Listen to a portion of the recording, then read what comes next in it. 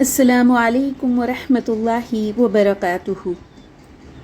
الحمدللہ والصلاة والسلام علی رسول اللہ صلی اللہ علیہ وسلم وعلی آلہ وصحبہ اجمعین۔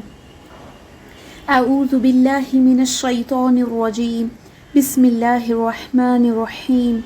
رب اشرح لی صدری ویسر لی امری واحلل عقدۃ من لسانی یفقہوا قولی۔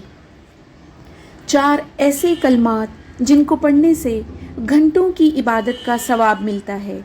آئیے صحیح مسلم کی حدیث سے جانتے ہیں۔ ام المومنین جویریہ رضی اللہ تعالی عنہا بنت حارث سے روایت ہے کہ رسول اللہ صلی اللہ علیہ وسلم میرے حجرے سے روانہ ہوئے۔ تب میں صبح کی نماز ادا کر رہی تھی، مصلی پر تھی۔ رسول اللہ صلی اللہ علیہ وسلم ضحیٰ کے وقت یعنی چاشت کا وقت، جسے انگلش میں فورنون کہتے ہیں، تب واپس لوٹے اور مجھے اسی مصلی پر بیٹھا ہوا دیکھا۔ اللہ کے رسول صلی اللہ علیہ وسلم نے جویریہ رضی اللہ سے پوچھا، کیا تم نماز فجر سے لے کر اب تک اسی حالت میں بیٹھی ہو؟ جویریہ رضی اللہ نے کہا، ہاں۔ تب رسول اللہ صلی اللہ علیہ وسلم کہتے ہیں کہ میں نے یہ 4 کلمات 3 بار پڑھے ہیں جب سے میں تمہیں چھوڑ کر گیا ہوں۔ اگر یہ کلمات تولے جائیں تو بھاری ہوں گے اس سے جو تم نے نماز فجر سے لے کر نماز چاشت کے وقت تک پڑھا ہے۔ یعنی جویریہ رضی اللہ کی کچھ گھنٹوں کی عبادت کے اجر و ثواب سے زیادہ ان 4 کلمات کے پڑھنے کا اجر و ثواب ہے۔